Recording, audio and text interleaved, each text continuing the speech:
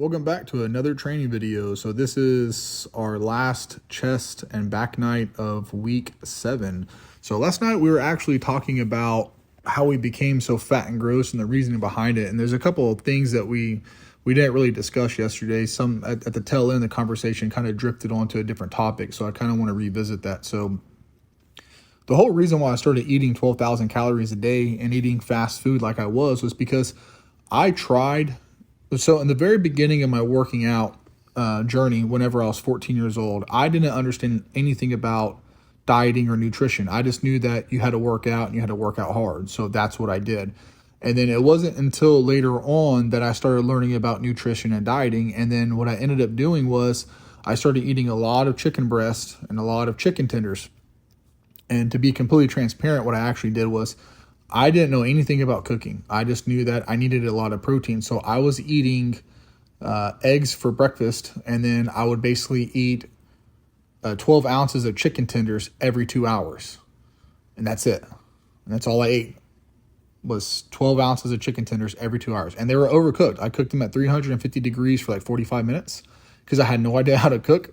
I didn't salt them. I didn't season them. I put them in bags, went to work, and I just choked them down as hard as I could, and it was miserable. And then I started learning more about vegetables and carbohydrates and fats and everything else. So then my diet started changing more to a bodybuilding structured diet with chicken breast and broccoli and rice and beans and pasta and whole eggs and egg whites and oatmeal and lean cuts of beef and fish. And it really transformed into just your typical basic bodybuilding diet. But even doing that, I still couldn't gain any weight, like fat or muscle. It's just like my body didn't want to gain anything. So, and I got to the point where, like I said, I was eating every 2 hours and I was eating an excessive amount of protein and rice and pasta and eggs and oatmeal and taking protein powders, and I was gaining nothing from it. And I was on a journey to get up to 200 pounds, and I was determined, and I had to fight for every single pound that I gained through my nutrition, because at first I thought it was just working out. Then I realized it wasn't working out. And then I heard about protein. So I started eating a lot of protein, and then I found out about carbs and fat. So I started adding them in.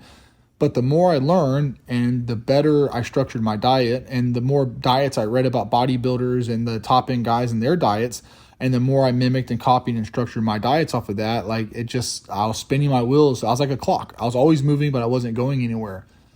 Then after doing that for quite a few years, my weight was slowly creeping up, which is, I guess, the proper way for it to happen. And it slowly creeped up, and I finally hit 200 pounds. And then from there, whenever I actually started powerlifting, that's whenever I decided, okay, like I need to seriously put some weight on, because mass moves mass. And the bigger I am, the stronger I'll be, the more weight I can move. And eating like this just isn't going, it's just not going to be enough. So that's when I started eating the fast food the way that I did, and the bag of Doritos and all the shakes and milk and peanut butter and bananas between meals. And that's when I really just decided I'm going to commit to gaining weight. And this was when I was 27, 28 years old is whenever I decided to do this. I was 27, 28 years old. Now, I've tried in the past a couple of times to gain weight by eating like red meat and ground meat and brisket and barbecue and stuff like that. And I had minor success, but I never could get over 230.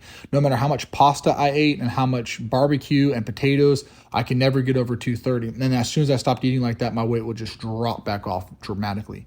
So once I decided, okay, this is the route that I want to go. I don't want to bodybuild. I want to powerlift, and I got to put some size on. That's whenever I started eating like that. And that's how I started putting the size on. Now, I'm not going to say I had any health problems, because to be honest, I didn't. But I could tell you this much: when I got that heavy, it was just hard moving around, getting out of bed, walking, standing up, bending over, putting my shoes on, just normal activities, to getting in and out of the vehicle. Like just anything and everything was just difficult in my life being at that size. And I dealt with it. It was a fair trade. Like, okay, I'll give up comfortability and mobility to be strong and big, right? And don't care how the big is. I just want to be big, and I want to be strong. And I don't want to be a skinny guy no more. And that's what I did. And then after many years of being like that, when I got to around 260, 270, I stayed there for quite a few years.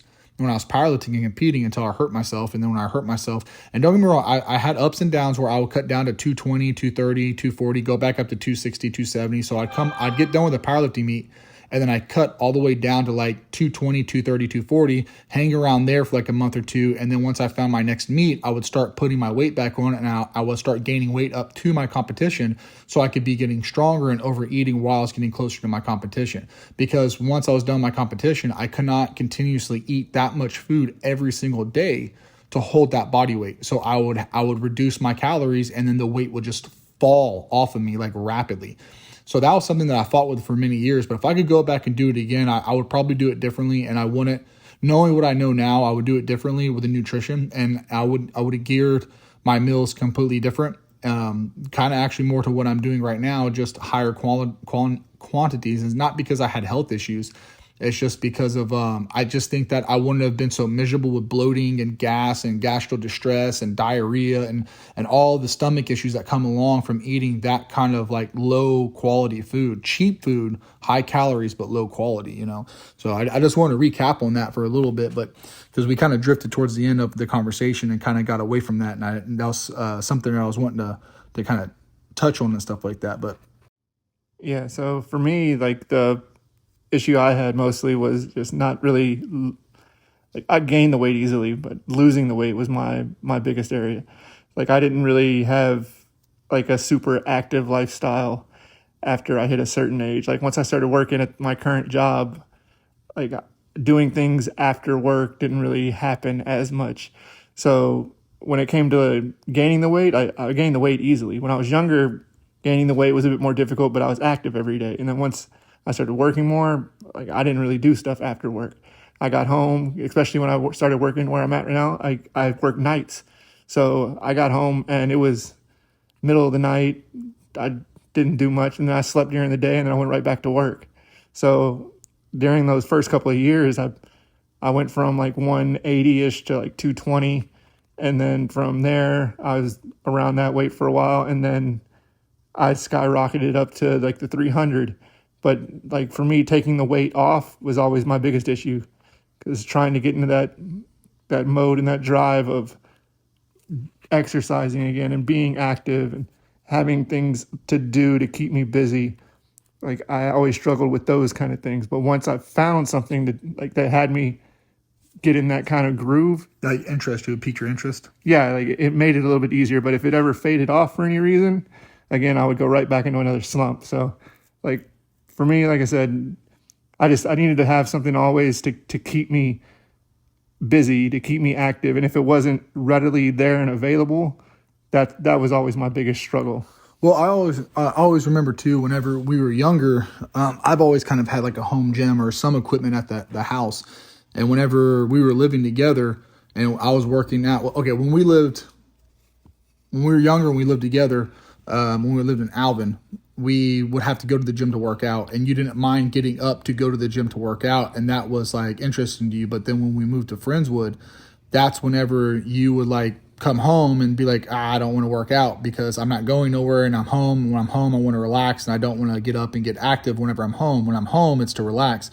So I know that was a big issue for you for a while there, is whenever you would actually have to get up to go somewhere to be active, you had no problem being active. But if you were home, your mindset was like, when I'm home, and it's just time to sit down and do nothing. And I think that was a big issue for you. But once you got older, I think that mindset kind of shifted in you, and now you don't have such a issue with like coming home and just sitting around. Like there's things to be done, like yard work or just regular things or whatever. And I think that you're just more active altogether as it is these last couple of weeks or months and stuff like that. Even when you're not at the gym or coming over to work out, I just think that you're a lot more active in general. And I think that just comes with age or responsibility or whatever.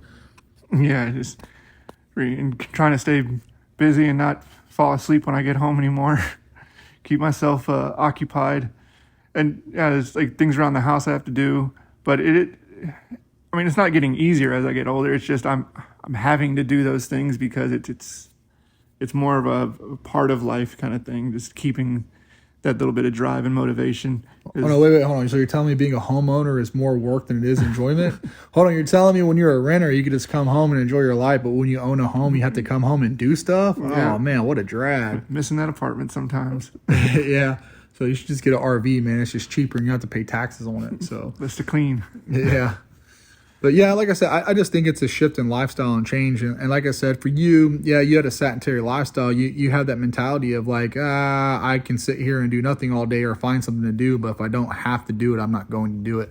And I'm the other way. Like if I'm home and I don't have nothing going on, I get bored out of my mind. I'm like, I got to move. I got to do something. I got to get up and I just need to do something. I don't care what it is. And I've always been more active. And I've never been the type to be able to sit there and just not do anything. And I think that non-exercise activity is probably also what helped me keep the weight off or get it off so quickly, is because I've never had that mentality of just like, let me sit here. And don't get me wrong, I've had my days where I've been lazy and just want to lay around and have a tiring, like just have a long, lazy day. But it's not very often that I get the opportunity, the chance. And when I do have the opportunity and chance, there's a lot of times that like I don't want to, you know. Mm-hmm. So it's a difference of having 3 kids and a wife versus being single. And like you get to come home and literally do what does Richard want to do today? You know, yeah. Versus like, oh, let me get up with my wife and my kids and see what we have going on, you know? Yeah.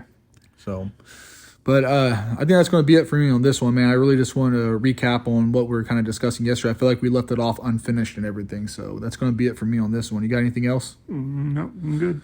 All right, man. Well, hey, we appreciate you guys stopping by and checking us out. And if you made it this long, thank you for watching. And we'll be posting another video tomorrow as normal. Remember, no agony, no bragging. Yeah. Catch you later.